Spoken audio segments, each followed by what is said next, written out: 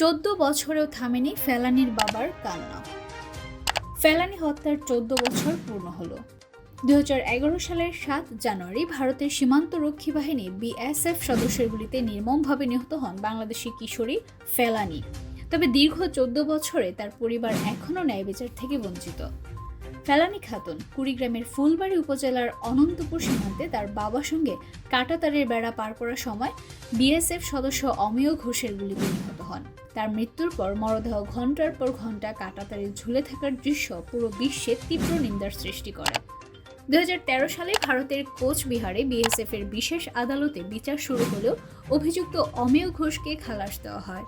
এরপর থেকে মামলাটি ভারতের উচ্চ আদালতে ঝুলে আছে, কিন্তু এখনও কোনো ফল পাওয়া যায়নি।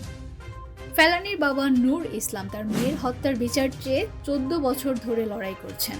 তিনি বলেন, আমার মেয়ের মতো আরও অনেক নিরীহ মানুষ সীমান্তে প্রাণ হারিয়েছে।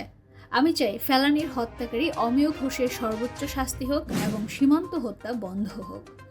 তিনি আরও বলেন, আমি সরকারের কাছে বারবার আবেদন করেছি, কিন্তু শুধু আশ্বাস পেয়েছি। এখন নতুন সরকার যেন ফেলানী হত্যার সঠিক বিচার নিশ্চিত করে।